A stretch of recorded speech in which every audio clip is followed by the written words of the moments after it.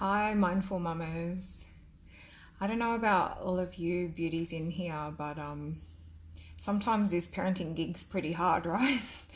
And I like, especially when your kids are little. I remember when I was a young mum of two little kids, there was just so much advice and information and so many things out there that you can read and hear about to do with parenting that you'd sometimes feel a little bit confused about how to do it, right? What's the right way? You'd kind of wonder and question if what you were doing was okay, and you might read something, or a family member or a friend might be doing it differently to you, and you start to look around and kind of compare yourself to other mums and wonder what's the right way. I know I did anyway, and even now my children are 14 and 12, and I still have mummy doubt and come up, and I question my decision making at times, and I wonder if I'm stuffing things up or if I'm getting it wrong. Yeah, I think we all have that surface within us. Yeah, and thank you everyone for joining us. I can see Kari's here and Jennifer and Samantha and Tanya. Thank you for joining me. If you can relate, throw some little thumbs up there. Hey Lisa. So yeah, it's pretty huge. I think we all as women can experience that from time to time, where we doubt ourselves and we wonder if the way we're raising our children is right for them, or if it's going to help them or hinder them, or will it serve them well as adults. And I know, like, sometimes I'd reflect back on the way I was parented, and there are things that I follow through with and do that my parents showed me in the way of parenting, and there are things that I don't because I didn't like how that felt as a child. And I guess that's the choice we get to make as adults and grown-ups, what you carry on and what you choose to let go of.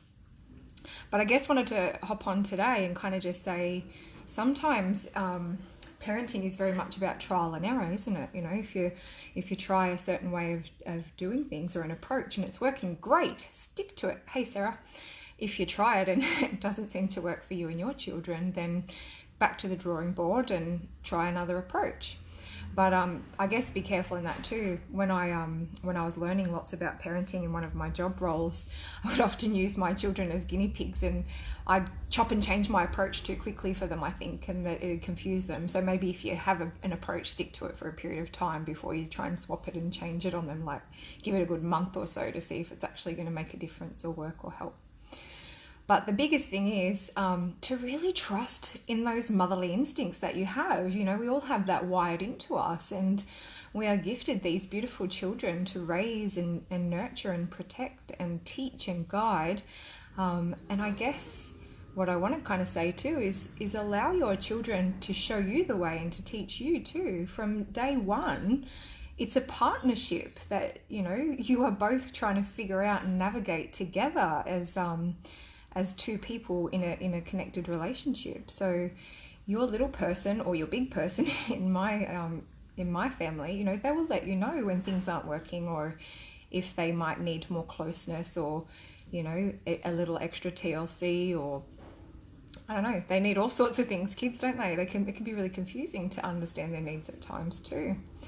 But just trust yourself. Trust that you know what is right for you and your child. And even though everybody will be full of opinions and advice, lean into your heart and your instincts and just follow that, and you'll find the way. And yeah, there's going to be hard times. It's going to be really difficult, and there's going to be challenging behaviors come up, and there's going to be times where you go to your room and shut the door and just bawl your eyes out because you think you're failing again, and you feel guilty about something that you just said or did in a moment of sheer frustration. We all do that, yeah? I'll happily put my hand up and say I'm guilty of doing that, you know, in these moments where it just becomes too intense and you're not sure, I guess, the right way through that, Naomi. And not that there is a right or wrong way. Right's not even the right word. How do you get through these big moments where big feelings are surfacing and it just feels out of your control, and your child's feeling out of control, and you kind of match that energy and you escalate together, and before you know it, there's a huge fight going on or something, you know, and hurtful words are slung around, or, you know, children start throwing toys or kicking each other, or who knows what, you know, all sorts goes on at home, right? But if you do need to go to your room and have a good cry, or go to your hubby or girlfriend or whoever and just cry it out and let those feelings emerge from you, and sit with that and let it be there, like usually that teaches us too of something we can navigate differently next time. Trial and error, right? But I think too, like I talk to lots of mums and parents, but mostly mums, and sometimes we just get so down and out about things, or we feel like we question ourselves so harshly, like are we actually doing things that are helping or not? And I want to just put a big message out there today that whatever it is that's going on for you guys, you've got this. You really have. You need to trust yourself and know that you're a great mama. And I'm sure that every single day your children look up to you and think that the sun just doesn't shine any brighter than the way mum, the way my mum is with me. They love you endlessly and unconditionally. You're their rock, right? You provide for them. You put food in their bellies and clothes on their bodies, and you wrap your loving arms around them all the time. And when they come to you with, whatever, you listen. You listen and you're there for them. So just know, it's okay to make mistakes in our parenting. We all do. And the reason it's so okay to make mistakes is because your children need to know and learn how to make mistakes too, and how to recover from mistakes, or fix mistakes, or heal from mistakes, or, how to make a different mistake next time. Hey, Naomi. So don't be afraid to make mistakes in your parenting. Let that be there. But, teach your children along the way. If it is a rupture happened in your relationship and you've argued with each other, go back and repair that later, and apologize for your part. Take responsibility for your part in that, because your children will then see what you're doing and learn how to take responsibility for their part. You're role modeling that to them. And I guess the same too with if your cup's running on empty and you're feeling like you're just not coping at the moment, and you're stressed or overwhelmed, or that mummy guilt or self-doubt gets too big, just put your feet up and have a cuppa and just take some time out for you, or whatever you need to do to fill your cup. And please try not to feel guilty about it, because you totally need to role model self-care to your kids too. They need to see that mum takes good care of herself, because you don't want them growing up to become adults one day that don't, they're neglecting themselves and they're not stopping and pausing and taking those moments to breathe. Yeah. So, hey, Elise, thanks for joining.